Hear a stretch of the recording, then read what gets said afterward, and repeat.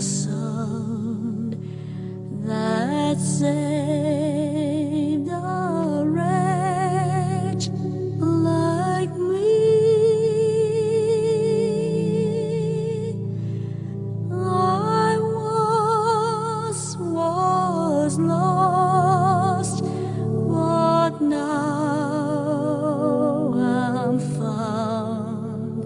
Was blind, but now I see. Illum se nitkellem fuq suġġett personalment jibes għali anke biex nipprepara s-suġġett f'ħinijiet minnhom kont nagħlaq il-kompjuter u nitlaq lem għax ma kontx niflaħ waqt li qed nippreparah emnuni. L-abort huwa l-qtil intenzjonat tal-fetu. Il-fetu huwa tarbija qabel ma titwieled. L-abort mela huwa qtil ta' tarbija qabel ma titwieled f'ġuf omma. Aħna bħala nsara nemmnu li aħna l-bnedmin maħluqin fuq ġbija tiegħu. L-ewwel paġni tal-Iskrittura naqraw li Alla ħalaq il-bniedem fuq ġbija tiegħu. Fuq ġbija tal-Alla ħalqu raġel u mara ħalaqhom. Raġel jew mara inti ġġor fik ġbija tal-Alla. Differenti għal kollox mill-annimali, mill-pjanti, mill-bqijas tal-ħolqien revoljus tal-Alla, aħna għandna dinjità u valur partikolari. Għax aħna nġorru ġbija tal-Alla. Meta nħares lejkom bid-diversità kollha nara riflessjoni ta' Alla fikom. U dan huwa importanti. U la darba intom iġġorru fuqkom ġbija tal-Alla, il-mod kif nitratta jien magħkom huwa l-istess kif jien nitratta ma' Alla. Jekk inħobbkom inkun inħobb lill-Alla li fuq ġbija tiegħu intom moħluqin.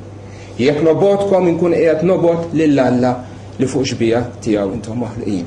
Jekk jien nipprova nagħmlilkom il-ħsara jew noqtolkom inkun qed nagħmel affront lill-Alla li ġbija tiegħu hija printjata fil-personalità tagħkom. San Ġwan jgħid jekk wieħed ma jħobbx lil ħuh li jarah, kif jista' jħobb lill-Alla li ma jaraħx? Aħna qegħdin ma' xulxin hawnhekk biex ikollna l-opportunità inħobbu lill-Alla li ma narawx. Għax meta qegħdin nagħmlu l-ġid lil xulxin, aħna qegħdin nagħmlu unur lill-Alla li fi ġbija tiegħu aħna konna maħluqin. Żewġ kmandamenti tagħna, anzi wieħed tagħna, l-imħabba lejn Alla. Dak huwa li jrid minna Alla. U t-tieni għalilna Ġesu bħalu l-imħabba wkoll, l-imħabba lejn il-proxmu tagħna. U mhumiex żewġ kmandamenti, huma kmandament wieħed, għax meta qegħdin inħobbu lil xulxin, aħna qegħdin inħobbu lill-Alla li ħalaqna u li għamilna fi ġbija tiegħu. Ngħidu ftit statistika fuq l-abort. Kemm isir abort?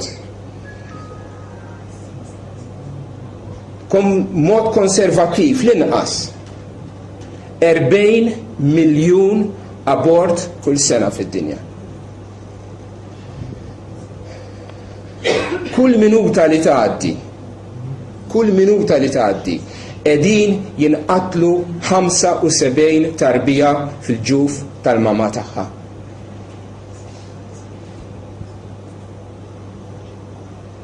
Jekk isir accident jaqa' ajruplan u jmutu 75 ruħ, inġibuhom fuq l-aħbarijiet le? Ma dawn it-tfal qegħdin jinqatlu fis-satra tal-lejl ġo klinika mod sterili, ħadd ma jarhom imma jiġu mormija bħalma aħna narmu żibel. 75 tarbija kull minuta l-aħwa, kull minuta. Fl-Ewropa, fl-Amerika, f'ħafna pajjiżi fid-dinja, mara minn kull 3 xi darba jew oħra tkun wettqet abort f'ħajjitha. U tqala minn kull 4 mill-inqas tintemm f'abort. Għalhekk għamil dak l-istampi ta' 3 tfal ħajjin, ir-raba' wieħed qatt ma kellu ċans jara d-dawl tax-xemx. Għaliex isir l-abort? Min jippromovi l-abort dejjem isemmu is-saħħa tal-om għax il-ħajja tal-om hija f'periklu. U kultant isir l-abort minħabba fekk. nitkellmu fuq din aktar tard. Jew għaliex it-tfajla ġiet stuprata u ma trix tarbija li ma xtaqitx. Imma dawn huma l-eċċezzjonijiet tal-eċċezzjonijiet ta' inqas minn 1% tal-abort isiru biex tiġi salvata l-ħajja tal-om. 1% jsiru għaliex ikun hemm problema fit-tarbija. Għax mill-ultrasound mit-testijiet tad-dem jindunaw li ġej xi problema, xi handicap, u allura jagħmlu abort fit-tarbija biex qatt ma titwieled. Ħafna inqas minn 1% l-abort isir minħabba li t-tfajla kienet stuprata. Il-parti l-kbira, iktar minn 95, jena sejjaħtilhom għal konvenjenza. U raġunijiet li jagħtu huma għax it-tarbija jekk tiġi bħalissa fil-ħajja ta' dik il-mara tfixkela fl-istudju li qed tagħmel għax għadha l-iskola tal-università jew tfixkela fil-karriera. Ma tibqax tagħmel progress fil-karriera m'għandix it-tfajla tiġi qisha xi ħaġa li it-tarbija tiġi qisha xi ħaġa li qiegħda tfixkilha. Jew inkella kwistjoni ta' finanzi, għandna żewġ titfal, kikonna tifel ieħor ħajkun pis fuq il-familja allura ħalli ma jiġix fid-dinja. Jew inkella il-mara ma tix tkun single għax mhix qiegħda f'relazzjoni, mhix qiegħda miż-żewġa jew f'relazzjoni stabbli u allura ma tridx it-tarbija. Dawn huma raġunijiet vera għalfejn in-nisa iwettqu l-abort. Jekk forsi li tinżid xi ħaġa oħra li ma tidhirx fl-istatistika, naħseb tajjeb ngħid li l-abort isir għaliex m'hemmx biża' Alla. Għax kieku hemm il-biża' Alla f'ħajtek ma tmux toqtol it-tarbija li hu nisseġa ġo fik. Kif isir l-abort? B'żewġ modi, mod surgical, b'operazzjoni ġifieri, jew permezz mediku, permezz ta' mediċini. Fuq għandek l-operazzjoni li ssir f'kull parti ta' tqala, ġifieri kemm fl-ewwel 3 xhur, tielet 3 xhur, fl-Amerika anke kważi immedjatament qabel ma titwieled it-tarbija. L-aktar metodu komuni huwa l-vacuum aspiration li bażikament jiddaħħal tubu tgħidulu cannula minn ġo cervix, minn ġalon tal-utru li jkun imqabbad ma' suction apparatus li jiġbed, iqabbad il-magna u jiġbed u jqatta' biċċiet il-fetu, l-embryo u l-bqija tal-placenta u l-bqija. Imbagħad idaħħal kuret u jnaddaf l-utru biex kikun hemm xi biċċiet, skużawni, kikun hemm xi biċċiet ineħħihom.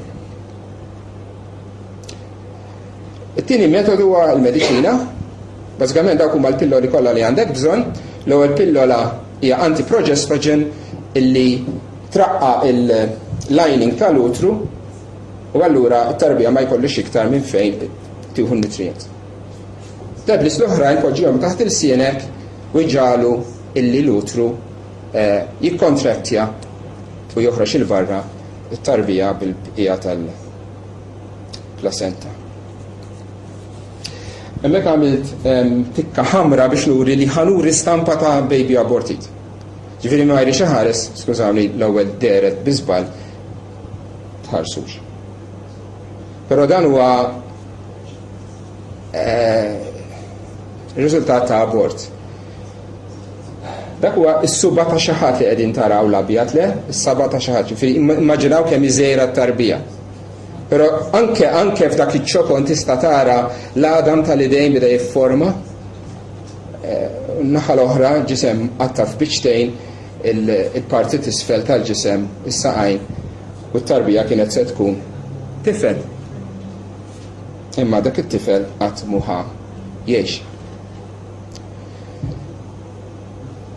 Ejja nitkellmu ftit minn żewġ aspetti fuq l-abort u fuq it-trobbija, ċoħe kif tiżviluppa tarbija fil-ġuf tal-om. L-ewwel mill-aspett xjentifiku, imbagħad mill-aspett bibliku. Nibdew bix-xjenza u r-raġuni. Tony, darbek kontider inti. U anke inti Josef, ta' biex inbilqed titħaq. Dik hija l-ovum. Il-bajda ġifieri tal-om. U l-sperms tal-lieqa minn jilħaq l-ewwel u min jilħaq l-ewwel u jidħol ġewwa jirbaħ. timmaġina jien kien lura fi żmien iżgħar twelidt fil-ġuf tommi, imma anke dak titmur 9 xhur lura u l-ewwel eżistenza tiegħi fiżika hija dak il-bajda fertilizzata ż-zygote. Hekk bdejna l-ħajja jiena intom. Jiena t-tifel ta' missieri, it-tifel ta' ommi, le? Missieri kontribwixxa l-isperm, ommi kontribwixxiet il-bajda ma' u din flimkien għamlu persuna ġdida. Li la hija ommi laqqas huwa missieri huwa xi ħaġa ġdid, huwa persuna ġdida, dak huwa jien. U ġa dik in-naqra ta' bajda jew zygote aħjar, għalkemm ma tidirx blajnejn jien żgur ma naraħiex forsi li tikollok vista super tajba biex tara tikka, mikroskopju tara. Fija l-informazzjoni kollha biex tiżviluppa u jiżviluppaw il-muskoli u l-moħħ u ċ-ċelloli tad-demm u l-qalb u l-fwiet u l-kliwi u l-immune system u kull parti oħra ta' ġisimna l-informazzjoni qiegħda miġbura kollha hemmhekk. Kif kollok titraduċija f'kitba u tagħmilha f'kotba, kemm taħsbu li trid ktieb wieħed ta' informazzjoni? Forsi 2, forsi 3 volumi? Le ta' 500 volum ta' kotba trid. Ara kemm trid tipprintja Joseph kieku. 500 ktieb ta' informazzjoni miġburin ġo dik il-ħaġa, ġo dik it-tikka li fiha l-informazzjoni kollha. U xi ħadd jgħidlek u iva mhux ċellola qed toqtol u jien ngħid m'intix tara x'fiha dik iċ-ċellola. M'intix tara kemm hija xi ħaġa meraviljuża li f'dik it-tikka Alla poġġa l-informazzjoni kollha biex minnha jiżviluppa tarbija u joħroġ bliedem. Il-kotba tal-embryology mediċi dawn, ġifieri mhumiex Kristjani, dan huwa fatt magħruf fix-xjenza. Li l-ħajja umana individwali tibda mal-fertilizzazzjoni. Human development begins at fertilization, the process during which a male gamete or sperm unites with a female gamete or oocyte, ovum, to form a single cell called a zygote. This highly specialized totipotent cell marked the beginning of each of us as a unique individual. Meta bdejt jien fiżikament? Bħala zygote mal-fertilizzazzjoni. A zygote is the beginning of a new human being. It's that simple. Min irid ix-xjenza, min irid joqgħod fuq ix-xjenza, m'għandu l-ebda dubju meta tibda l-ħajja individwali ta' persuna. L-ħajja individwali tibda mal-fertilizzazzjoni, tibda bħala ċellola waħda li aħna ngħidula zygote. Però dik iċ-ċellola waħda fi ftit ħin tinqasam fi 2, minn 2 tiġi 4, minn 4 tiġi 8, minn 8 16, 32, 64, etc. u tibda tikber bil-mod il-mod. U f'daqqa waħda għandek ballun żgħir ta' ċelloli żgħar, jgħidula blastocist, li jagħmel il-vjaġġ twil għalih minn ħdejn l-ovary ġo dak it-tubu fl-fallopian tube sakemm jinżel fl-utru u hemmhekk jeħel mal-endometrium ġewwa l-utru u jibda l-iżvilupp bħala embryo. Fil-mediċina nużaw ħafna kliem tekniċi, embryo huwa it-tarbija fl-ewwel stadji tal-iżvilupp tagħha. Wara xahrejn, meta jkunu żviluppaw l-organi kollha, nibdew nsejħula fetus sakemm titwieled. Meta titwieled ngħidula neonate, wara ftit ngħidulu infant, wara ftit ngħidulu toddler, etc. Però ta' 10 ġimgħat ta' tqala, jiġifieri t-tarbija hawnhekk għandha 8 ġimgħat, għax it-tqala il-fertilizzazzjoni ssir ġeneralment ġimgħatejn wara l-aħħar period. Imma x'inhu t-tarbija għandha 8 ġimgħat, 10 ġimgħat ta' tqala. Tiżen 4 grammi, taf kemm huma 4 grammi daqs kuċċarina zokkor? Tikka hekk. Twil 3 centimeters, daqshekk. Però l-qalb diġà jedem u qiegħda tħabbat u tiċċirkola d-demm. L-organi kollha huma formati, il-fwiet, il-kliwi, il-pulmun, il-moħħ, ovvjament fadlilhom xi żviluppaw, imma kollha hemm qegħdin fil-bidu tagħhom. Diġà għandu l-fingerprint. Diġà għandu l-fingerprint. U diġà jibla l-fluid li jkun ġo fih. U sejjer jagħti u jikkikja saqajh. attiv, avolja daqs felu. Għażilt 10 ġimgħat għax dan huwa żmien more or less li ħafna drabi jsir l-abort. Meta qegħdin jagħmlu l-abort ikunu qegħdin joqtlu tarbija bħal dik. L-istampa għamilta biex nuru li aħna il-ħajja tagħna mill-bidu sa tmiem tagħha tinbidel. Urini stampa ta' bniedem, nista' nurik stampa ta' tarbija, nista' nurik stampa ta' ġuvni, nista' nurik stampa ta' xi ħadd xieħ ma ħansem il-ħadd. Differenti l-bixra ta' xulxin. Imma kollha bnedmin. U inti li int adult m'intix aktar bniedem minn tarbija. U tarbija mhix aktar bniedem minn tarbija li għadha ma twildiċ. U tarbija li għadha ma twildiċ mhix iktar bniedem minn zygote. Huwa proċess kontinwu, huma stadji differenti ta' ħajja waħda. Il-ħajja umana. Tarfuhom lil dawn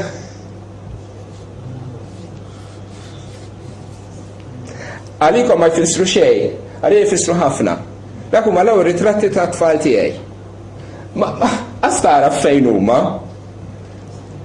Niftakar l-ewwel darba li rajt l-ewwel tifel tiegħi lil John, tiftakar ġewwer. Hija tem jagħti bideħek fuq il-plasenta. Beda jinkwetani minn qas kien għadu twil, qedlu John ħallija dik għax dik minna qed tieħu l-oksiġen. Sejjer jagħti fuqha hekk. Meta rajt l-Elizabeth l-ewwel kien hemm amniotic band, jiġifieri qisha ħajta minn fuq s'isfel, qisha ħabel hekk tidher. U Betty qiegħda hekk magħha. L-itfal tagħna ġew hemm bdejna nħobbuhom ferm qabel ma rajtnihom l-ewwel darba, ferm qabel ħadu l-ewwel nifs. Ħabbejnihom mill-mument li fuq dik il-pregnancy test tara li hija pożittiva. Ħabbejnihom minn dak iż-żmien għax kienu diġà tfal tagħna anke qabel twildu. Għadda żmien u nbidlu ritratti ġew aktar ċari. Mhux hekk? Imma dan li qegħdin taraw f'din l-istampa u ta' qabel huma l-istess tliet it-tfal tiegħi ta' Joanne, John, Elizabeth u Mary. Xi tajt l-iskrittura fuq dan kollu? L-għonet huwa ċar fl-iskrittura li huwa projbit li aħna noqtlu lil xulxin, jew nagħmlu ħsara lil ħajja ta' xulxin. U qed mill-10 mandamenti huwa ċar kristall la toqtolx. L-istess ktieb tal-Esodu jgħidilna toqtolx lil minu bla ħtija. Fil-ktieb ta' Ġenesi naqraw kull min ixerret id-demm il-bniedem, mill-bniedem demmu jixxerret. Għalfejn min joqtol il xi ħadd ħaqqu jmut? Għax fi xbija Alla għamel il-bniedem. Għax mit inti qtilt bniedem, int qed tagħmel affront kontra Alla li ħalaq dak il-bniedem u li fi xbija tiegħu ħalqu. Bħalli kieku Marija tara xi ħadd jaqbad ritratt talik u jobżoqlu. Inti ma tgħidx qiegħed jobżoq lejn biċċa karta, inti tgħid qed jinsulta lir-raġel tiegħi.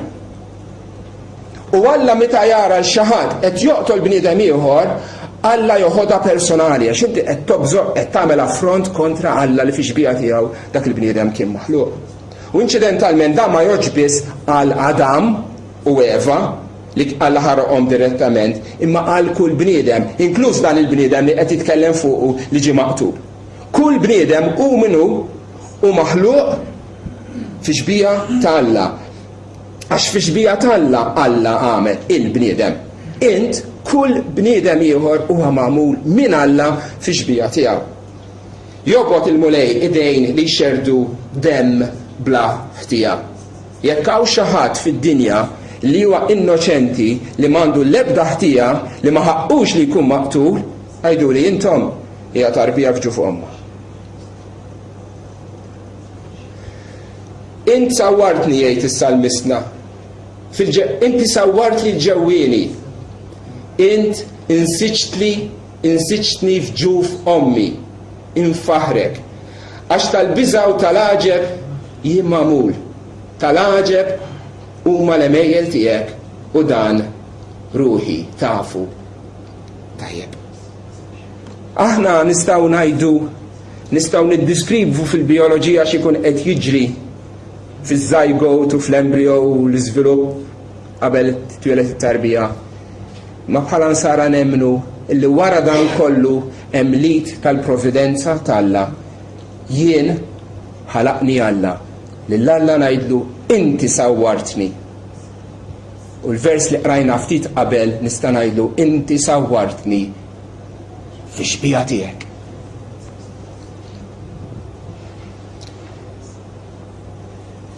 Luqa kapitlu 1 naqraw l-anġlu qed ikellem lil Marja ara Elizabeth qaribtek hi wkoll tqila biben fix-xuħita u dan hu 6 xahar li dik li kienu jgħidula ħawlija li kienet infertile. Issa hija pregnant, għandha 6 xhur pregnancy. U x'relazzjoni hemm bejn dik il-ħajja li hemm ġoġufa u din il-mara Elizabeth? X'jiġi minnha huwa l-liben tagħha. Nota x'qalla l-anġlu. Hi wkoll tqila biben. Lil dik it-tarbija ġo fiha Elizabeth tista' sejjaħlu ibni. Avolja għadu ma twilitx, diġà hemm relazzjoni personali bejn l-om u l-iben tagħha. Avolja għadu ma twilitx. L-iskrittura ċarament tqis it-tarbija qabel ma titwieled diġà persuna li għandha relazzjoni ma' omma u ma' missiera.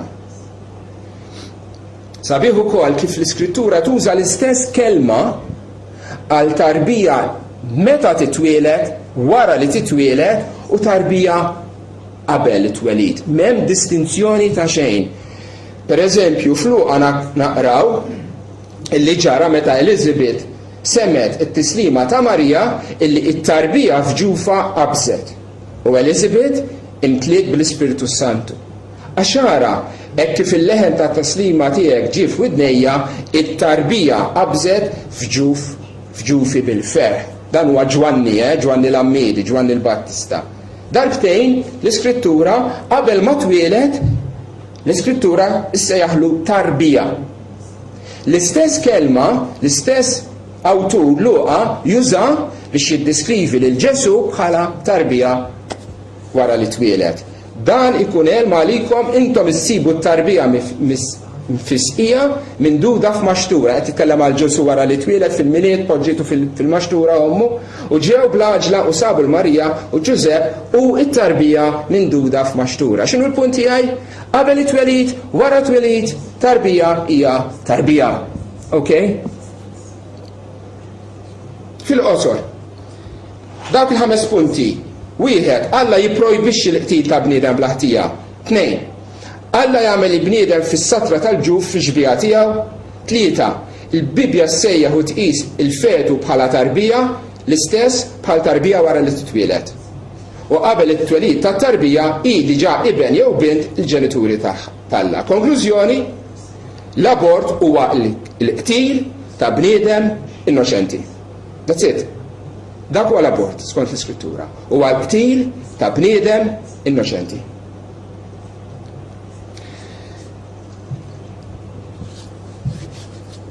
Imma hemm min jipprova jiġġustifikah l-abort.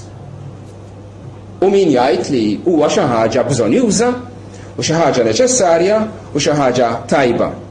U dawn l-argumenti se tibdew tisimgħuhom minn xahrejn oħra l quddiem. Għax hawn min irid li tinfetaħ id-diskussjoni fuq l-abort. Xahrejn oħra nibdew nisimgħu argumenti bħal il-fetu mhux bniedem, mhux esseru uman. Ma tistax tqisu bħala persuna umana. Għalhekk tista' toqtlu. U l-mara għandha dritt li tagħżel, għandha dritt li tagħmel li trid b'ġisimha. Dawn huma fil-qosor żewġ argumenti bażiċi li jużaw biex jiġġustifikaw u jidaħlu l-abort. L-ewwel wieħed, il-fetu mhux esseru uman.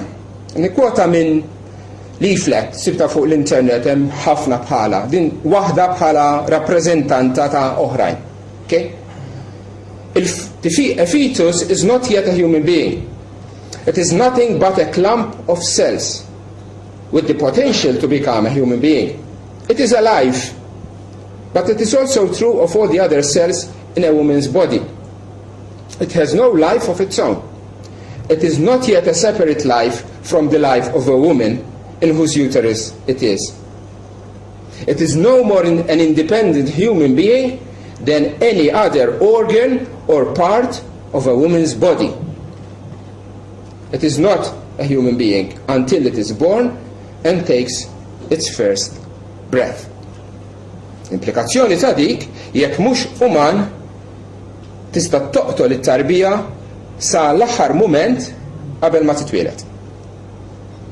Kif ħanwieġbu? L-ewwel argument huwa għalilna it is a clump of cells, ċappa ċelloli. X'diskrizzjoni hu ta' dak il-fetu tiftakruh l-istampa tiegħu? Li tajdu inti clump of cells, ċappa ċelloli. Isnimmur l-Louvre u nara il-Mona Lisa u ngħidu iva tiċpisa żeba dik kull mi. Jew nara ajruplan, meravilja il-mekkanizmu li għandu, il-magni, il-computers li fih ix-shape tiegħu u ngħidu iva dak ċappa metall ta' kull mu. U tara dak it-tarbija bil-komplessità enormi li l-ebda computer, l-ebda ajruplan, l-ebda pittura tal-bniedem ma tibda tikkompara magħha u tajdu law dik clump of cells hekk erba' ċelloli. Huwa veru li aħna li dik it-tarbija hija magħmula miċ-ċelloli.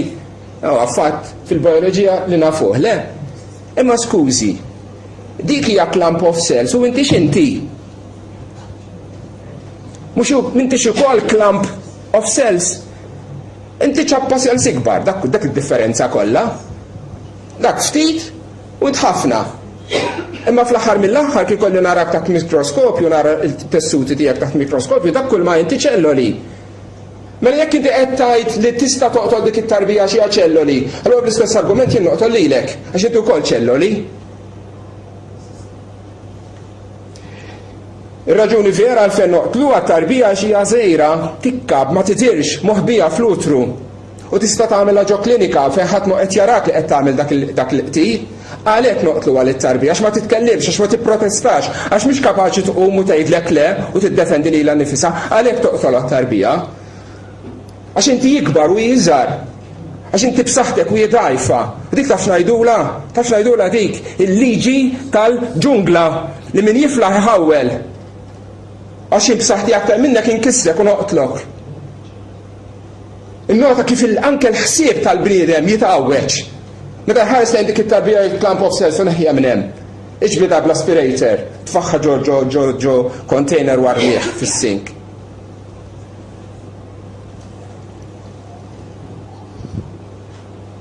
Tieni raġuni li jgħidulek it is part of the woman's body. Vera jew mhux vera li it-tarbija hija parti mill-ġisem tal-om. Huwa veru, it-tarbija qiegħda ġo l-om. Ma mhix parti minnha. Jekk nidħol ġo karozza, jiena nsir parti mill-karozza. U kolli problema toħodni għand mekkanik. Hija ġo fiha, ma mhix parti minna, integrali minna.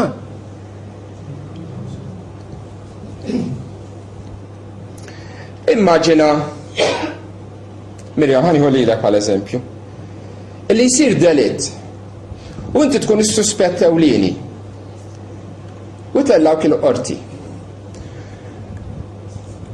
Fuq fejn isir fejn kien sar il-til, jelevaw ix-xar biex minnu jaraw id-DNA tal-qattil, jaraw il-fingerprints,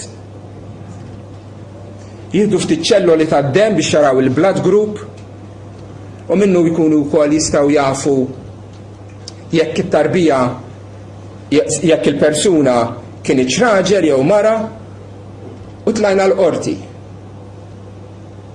U jitla' jixhed l-espert forensiku li għamel dawn it-testijiet u jgħid Sur Imħallef, aħna minn fuq il-post ġbarna l-kampjuni u għamilna t-testijiet.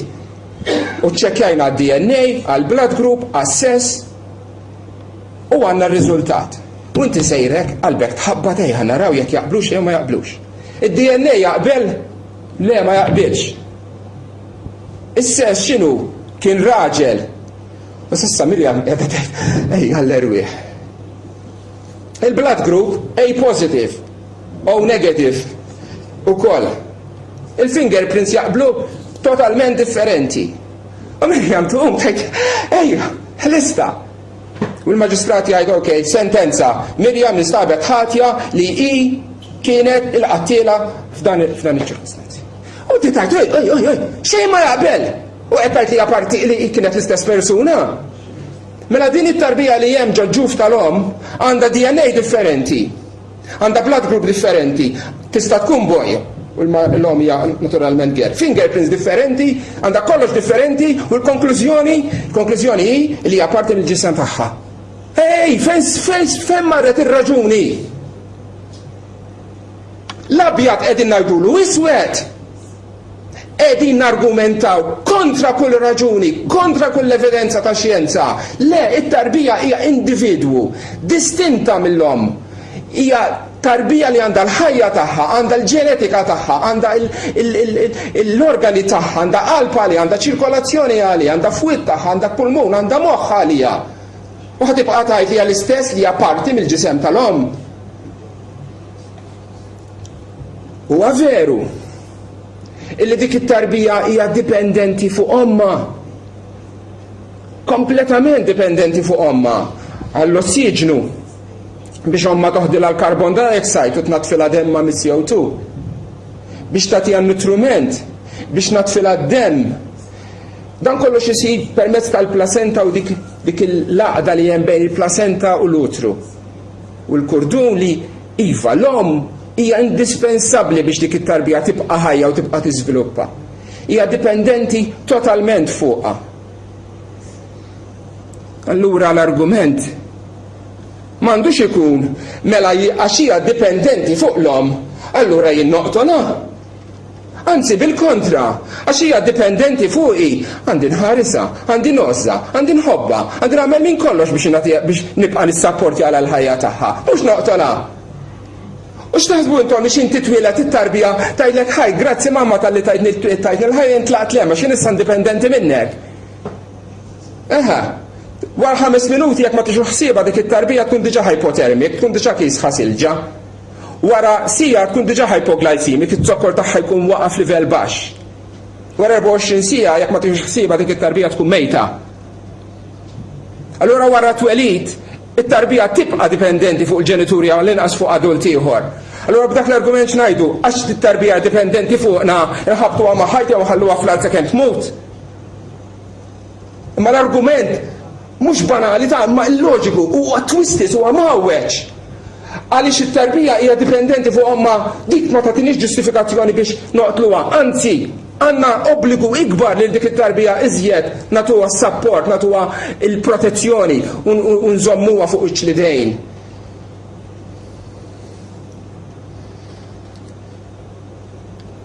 Il-mara għandha dritt tagħżel. Dan huwa l-argument minn artiklu tal-website tal-BBC sempliċi ħafna. Every human being has the right to their own body. Every human being has the right to own their own body. A fetus is part of the woman's body, a vagina. Therefore, the woman has the right to abort a fetus they are carrying.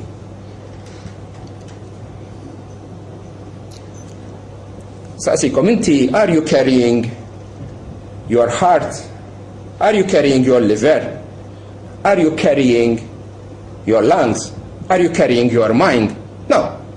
You are not carrying them.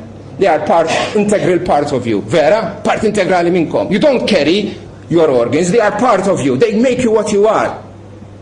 Imma anke l-istess argument donnu ċedi fil-għalina li huwa part of the women's body. U f'daqqa waħda jgħidilna li le fil-ferdra il-fetu qiegħda ġorru ġo fiha. Li l-fetu huwa parti mill-ġisem tal-om diġà nafu li mhix. Li kull bniedem għandu dritt jagħmel li jrid b'ġismu. Iva u le. Sa ċertu punt, ħbib tiegħi. Tajdiru timpejjeb. Naf li jagħmlu ħsara u jagħmlu lung cancer u jagħmlu chronic lung disease u jżidulek ir-riskju ta' heart attack u ta' riskju ta' cancer fil-bladder u ħafna cancer oħra u naf. U jien nagħmel irrid, krid impejjeb, ħampejjeb. Pejjeb. Imma s-soċjetà, il-gvern, tagħmel limitu. X'tagħmel b'ġismek u x'tagħmel dak is-sigaret. Jekk qiegħed id-dar tiegħek pejjeb. Imma min tista' tpejjeb ġo skola, min tista' tpejjeb ġo sptar, min tista' tpejjeb ġo ristorant u sewwa jagħmel il-gvern jagħmel limitu fuq id-drittijiet tiegħek. Għaliex id-drittijiet tiegħek, ħabib, jispiċċaw fejn jibdew id-drittijiet tiegħi u jekk inti trid teqret saħtek għamel int. Imma mis se nħallik imbagħad teqret tiegħi wkoll. Jekk trid issuq b'mod eċċessiv u bla ebda kontroll, mur għaddi minn tal-barrani b'67.5 km/h ta' x'tagħmel. Naf ta' xi fejn ċitazzjoni daqshekk id-dar. Għax jekk jiena rrid insuq mod ħażin u npoġġi ħajti f'periklu, m'għandi ebda dritt imma npoġġi l-ħajja ta' ħaddieħor fil-periklu. Mela l-ħajja tal-om jew id-drittijiet tal-om jieqfu fejn jibdew id-drittijiet tat-tarbija li qiegħda ġġorr. L-om għandha ħafna drittijiet, it-tarbija għandha l-istess drittijiet.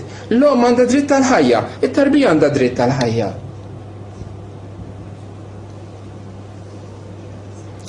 Emily Letts hija mara ta' 25 sena, hija abortion counselor l-Amerika u din inqabdet ila.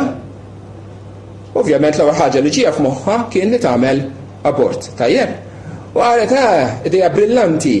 Nieħu l-opportunità biex nagħmel film ta' kollox, biex imbagħad impoġġeh fil-YouTube, biex imbagħad ngħid lin-nisa tad-dinja kollha li m'hemm xejn kbir li tagħmel abort u m'intix ħadd tħossok ħażina u m'intix ħadd tħossok li inti.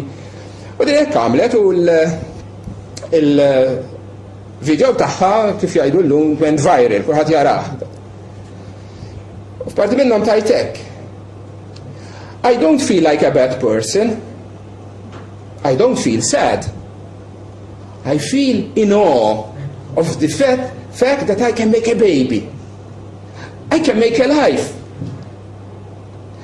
I knew what I was doing, what I was going to do was right, because it was right for me and no one else.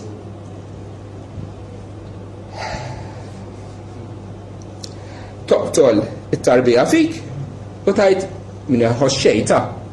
Minix jħossni bnied maħazi u minix jħossni mdejqa. U jien ngħidlek imma x'sar mill-kuxjenza tiegħek. Tajt li jħossni gburija, li inkapaċi nagħmel tarbija. Proset. U toqtol. Ngħidlek x'jibqa' mir-raġuni tiegħek. U dan huwa il-mod kif il-bniedem mingħajr Alla jispiċċa, mingħajr kuxjenza u mingħajr raġuni. U dan huwa l-mod kif ħafna nisa mill-medja, mill-propaganda feminista, ġabuhom jaħsbu li huma għandhom kull dritt jagħmlu li jridu, iva kridu jagħmlu abort u qed jgħidulhom m'għandkomx bżonn tħossukom guilty, m'għandkomx bżonn tħossukom mdejqin għax tagħmlu hekk. Anzi għandkom tkunu kburin li inti għamiltu xi ħaġa tajba għax għamiltu xi ħaġa għażla li hija tajba għalikom u għal ħadd iktar. U ħadd iktar jinkludi it-tarbija. Meta jekk hemm xi ħaġa għażiża, xi ħaġa sabiħa fil-umanità, xi ħaġa prezzjuża hija l-għoża l-imħabba splendida ta' għat-tarbija tagħha. M'hawn xejn nisbaħ, m'hawn xejn aktar pur, m'hawn xejn nisbaħ, m'hawn xejn aktar ifuħ, m'hawn xejn aktar hekk li toż li tħobb lil tarbija qabel ma titwieled meta tħaddana l-ewwel darba meta trobbija. Yet is-soċjetà moderna l-istess emozzjoni tant sabiħa materna qiegħda tirriduċiha u qiegħda taqlibha u tgħidlek le insa inti għandek dritt tagħmel li trid u jekk toqtol oqtol it-tarbija u tħossok xejn ħażin. Ħanuri 4 stampi oħra minn ma rix ħares ma jħares. Dawk huma l-idejn ta' tarbija abortita u dawk it-tifel jew tifla qatt huma ħajħadnu u janqu lil mama u lil papa tagħhom. Dik hija s-sieq ta' tifel li qatt ma ħajilbes żarbun tan-Nike u qatt ma ħajixxuttja ballun tal-futbol. Dik hija tarbija li qatt ma tmur l-iskola, qatt ma taqbad labes bidejja u qatt ma titgħallem jew tikteb isimha. Għax omma ma rididix. Pero mhux in-nisa kollha jaħsbuha bħal Emily Letts tara testimonjanzi waħda fuq oħra ta' nisa li għamlu abort u mbagħad wara jiġu f'tagħhom. U waħda minnhom hija din ġibta riċenti ta' tista' ssib kemm trid minnhom fuq l-internet. 19-year-old minn California u kitbet hekk. At the time it seemed like I was doing the right thing. But it was after that it really hit me. I think that I did it out of fear. Fear of what people would say, or even what I would tell my parents. I was overwhelmed with fear and my own selfish thoughts that I forgot that I was dealing with a baby. Not just any baby, but my baby. The abortion itself was physically traumatizing, but nothing is quite as hurtful as the guilt I carry every day. In a way, I'm glad I didn't go through it totally alone, having my boyfriend by my side. He is just as hurt as I am, and it breaks my heart even more to see him cry over the loss of our child. I often wonder how long I will remain this heartbroken, and I wonder if I will ever be able to have another kid and look at them and not think about how terrible of a mother I am. They will never get to meet their older sibling, their brother or sister. If I could go back, I would find a way. I would do anything to have my baby in my arms. Sfortunatament, l-abort ma jagħtikx dak iċ-ċans. La darba qtilt dik il-ħajja ma tiġix lura.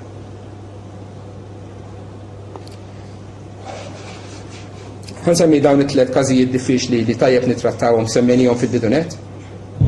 Meta l-ħajja tal-om hija fil-periklu? Meta t-tarbija hija riżultat ta' stupru? Meta tarbija tkun ġejja b'diżabilità? Meta l-ħajja tal-om hija fil-periklu? Naħseb każ tipiku meta jkollok ectopic pregnancy. Tara fl-istampa hemmhekk nuru bil-maus, dan huwa il-post flutru sewwa ġol-wumb fejn is-soltu l-embryo jibda jiżviluppa. Jaqbad mal-endometrium li jagħtih in-nutrimenti kollha li għandu bżonn u l-utru huwa muskolu kbir b'saħħtu li kapaċi jinfetaħ u jikber biex jakkomoda l-baby li qiegħda tikber u mbagħad eventwalment iweldu.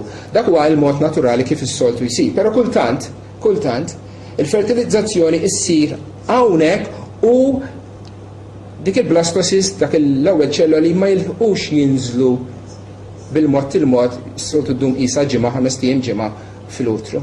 Ma jeħel hemmhekk u jibda jiżviluppa hemmhekk. Issa l-fallopian tube dan it-tubur mhux intis, ma mhux maħsub biex iżomm tqala. Ovvjament wara ftit jibda jkun hemm il-bleeding, jibda jkun hemm id-demm,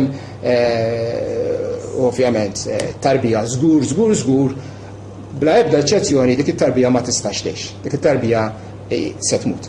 Dak il-fetu ħajmut żgur. U miegħu minħabba li jkun hemm l-emorraġija interna, il-ħajja tal-mara wkoll tkun fil-periklu. U f'dak il-każ meta nindunaw bih trid issir operazzjoni biex jitneħħa l-fallopian tube, ovvjament bil-fetu jekk ikun għadu ħaj ukoll ikollu jitneħħa. Huwa ġustifikat li nagħmlu hekk bla dubju, bla dubju. Intervent bħal dan isir biex jisalva l-ħajja tal-om huwa differenti minn abort. Għaliex huwa differenti? Żewġ raġunijiet, l-ewwel waħda. Lan ta' dan l-intervent huwa li tiġi salvata l-om. Qed tagħmel xi ħaġa biex issalva ħajja, le? It-tarbija se tmut. Anke jekk ma tagħmel xejn u anke jekk tagħmel. Irrispettivament minn x'ħad tagħmel inti, it-tarbija ħad tmut xorta. Minn inti qed tagħmel intervent u fih salvajt ħajja tagħhom, żgur etikament huwa ġustifikabbli. Araf abort. Abort lan hu li tiġi maqtula t-tarbija.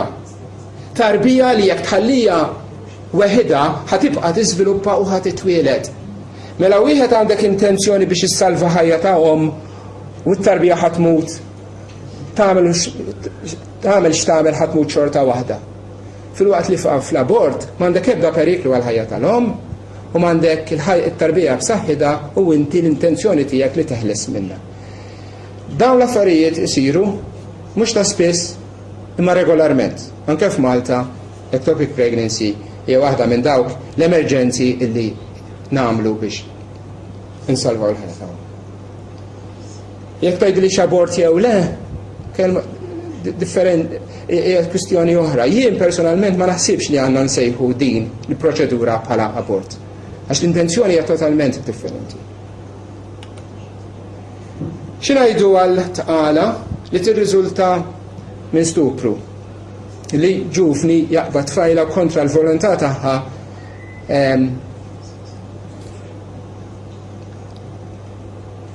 jagħmel relazzjoni magħha u tinqabad ilha.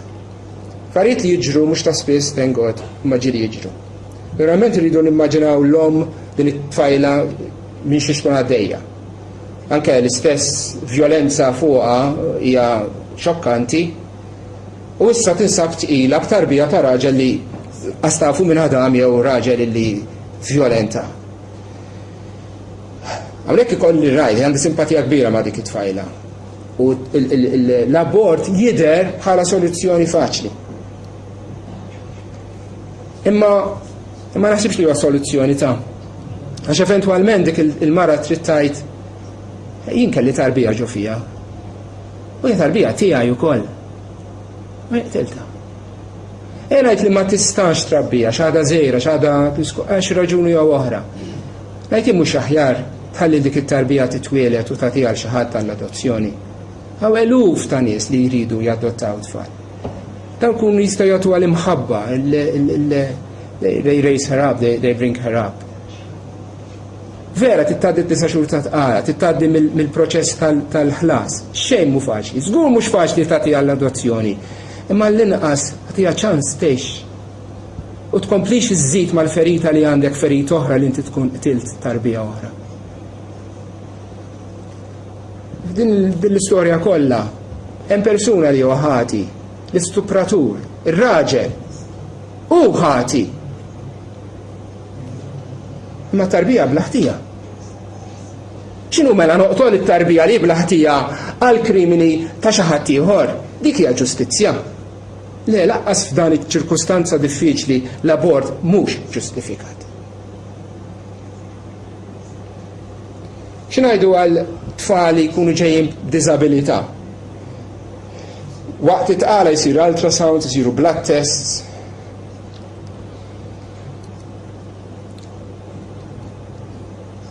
U kapaċi nindunaw, mhux dejjem tagħna, kultant nindunaw li għandek tifel li ħajkollu Down syndrome pereżempju, jew spina bifida, jew anenkefali li jkollhom il-moħħ mhux qed jiżviluppa. Uħud minnhom nafu li kif jitwiedu wara ftit imutu bħala anenkefali, oħrajn jgħixu bħal Down syndrome spina bifida. Innaf ħafna tfal li għandhom Down syndrome spina bifida li għaddejjin bil-ħajja tagħhom bid-diffikultajiet kollha li jġib magħhom dawn il-kondizzjonijiet, imma għaddejjin bil-ħajja tagħhom.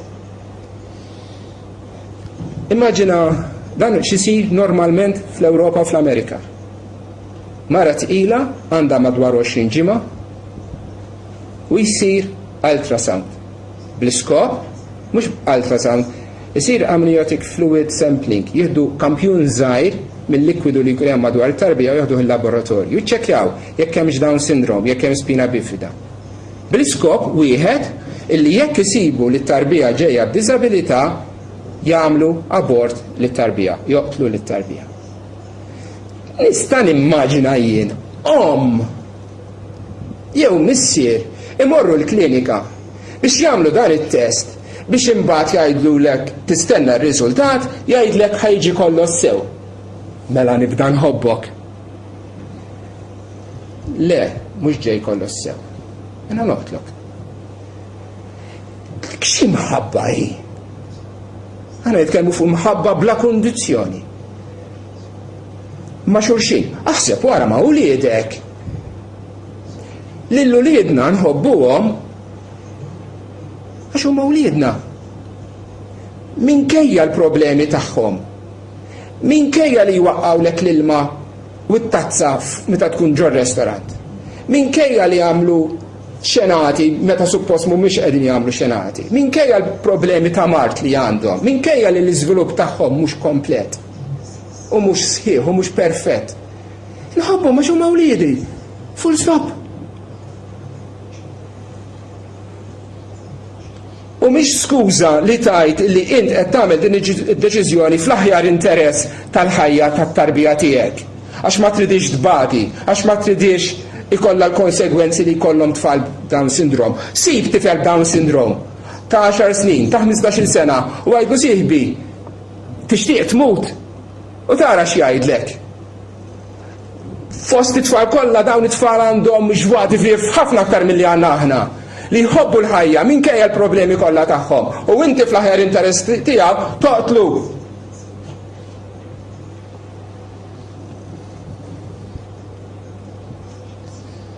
Le, tarbija b'diżabilità m'għandix bżonn is-sikkina tal-abort, għandha bżonn aktar paċenzja, aktar sakrifiċċji, aktar imħabba mill-ġenituri tagħha. Il-qagħda f'Malta legalment aħna wieħed miftit pajjiżi li l-abort huwa illegali fiċ-ċirkostanzi kollha, xi ħaġa li ngħidha ċerta kburija, jalla nibqgħu hekk. Ovvjament ma jfissirx li Malta ma jsirx abort. Ċertament nafu li ħafna tfajliet jew nisa li nqabdu tqal imorru barra minn Malta sqallija Londra u jagħmlu abort hemmhekk. Però ovvjament hemmhekk għamilt il-mistoqsija se jidħol l-abort f'pajjiżna ma nafx intom kif taħsbu. Imma jien ħaġa naf illi s-soċjetà Maltija qiegħda ssir iktar u iktar sekolarizzata. Alla hija tiġi imwarrab mill-ħajja, mill-mentalità, mill-kultura ta' pajjiżna. Vera jew le?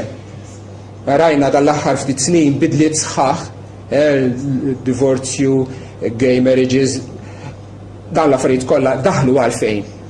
Għaliex m'hemmx biża' ta' Alla. Għax Alla twarrab. Assirna egoċentristiċi, naħseb fija u fija biss. It is right because it's right for me and for nobody else, kif qalet Emily Letts. U x'importani xtajt il-liġi tal-Alla, u x'importani xtajt il-Bibja, u x'importani xtajt il-kuxjenza, u x'importani xtajt ir-raġuni. U l-bniedem jaqa' fuq dan il-livell baxx ta' eżistenza jsir ħar minn annimal. Ħar minn annimal. U aktar milli ninkwieta jekk jidħolx il-liġi tal-abort f'Malta, inkwetani huwa dan l-attitudni fejn Alla qiegħed jitwarrab u miegħu il-valuri Kristjani kollha. Biex il-valuri Kristjani huma mibnija fuq Alla. Neħħi lil Alla mill-kuxjenza tiegħek u l-valuri Kristjani jaqgħu kollha fl-art. Dak li qegħdin naraw isir f'pajjiżna u nisperaw illi ma nibqgħux naraw. Aħna favur il-ħajja, pro-life. Pro-life. X'għandha tkun l-attitudni tagħna?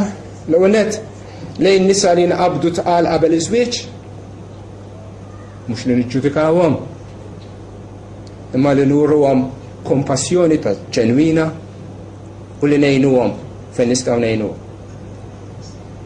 Ma hawnhekk nixtieq insellem kollega tiegħi tabiba Dr. Kerin Vincenti li taħdem fil-Gift of Life ta' Malta u toffri support lin-nisa li jinqabdu tqal. Għaw Kerin tajli skużi mhix waħdi hemm ħafna nies oħrajn thank God għalihom jalla jkomplu b'dan ix-xogħol tajjeb li jagħtu tama lil li tinqabad ilha u jgħinuha biex iżżomm it-tarbija u twellet it-tarbija. X'għandha tkun l-attitudni tagħna lejn nisa illi jagħmlu abort jew xi darba għamlu abort, jew jekk inti missieru ent lil xi ħadd jekk inti raġel u ħajjart li xi ħadd biex jagħmel l-abort jew b'xi mod jew ieħor int minn int tajt għajnuna u ħeġġiġt lil xi ħadd biex jagħmel abort, x'għandha tkun ir-risposta tagħna lejhom? Għandna biss nofrulhom l-Evanġelju u l-maħfra u t-tama li jagħti Ġesu Kristu lil midinbin kollha, mhumiex midinbin akbar minna huma midinbin bħalna u huma wkoll għandhom bżonn il-kompassjoni, il-maħfra u l-ħajja li Kristu biss jista' jagħtihom.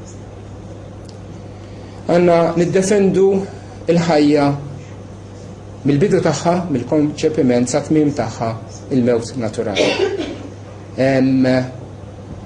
Għandna nitolbu għas-soċjetà tagħna, nitolbu biex ikun hawn stejjin spiritwali f'pajjiżna. Għandna nitolbu għal mexxejjas politiċi tagħna għax id-deċiżjoni jekk jidħolx l-abort fl-aħħar mill-aħħar huma jridu joħduha. U għandna b'kull mod nitkellmu ma nibżawx niftħu ħalqna u niddefendu il-prinċipji, il-valuri insara li huma tant eżies mhux biss għalina l-insara imma għas-soċjetà kollha. Fl-aħħar mill-aħħar għandna nqisu lil kull bniedem u minnu bħala wieħed maħluq fuq xbieqa talla u nqisuh b'rispett u b'imħabba. Insa il-kulur tal-ġilda ta' wiċċu. Insa jekk hux kbir, jekk hux żgħir, jekk hux Malti, jekk hux klandestin. Insa jekk hux sinjur jew fqir, jekk għandux intelligenza kbira jew m'għandux.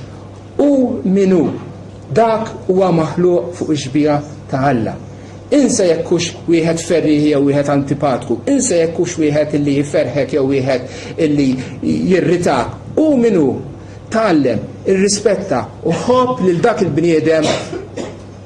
U minnu nerġa' ngħid jekk hux evanġeliku, jekk hux kattoliku, jekk hux musulman, jekk hux atew, jekk hux Hindu, jekk ma jemmenx bil-qarabali, u minnu maħluq fi xbija Alla. Jien ħanħobbu, jien ħan irrispettaħ, għax dak huwa l-mod kif jiena bħala Kristjan inħobb lil Alla li ħalaqni.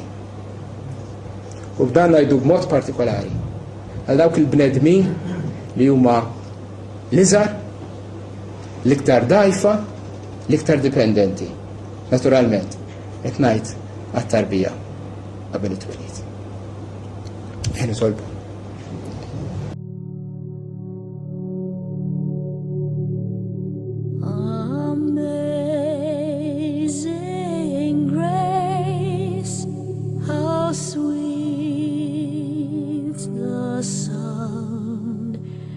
That said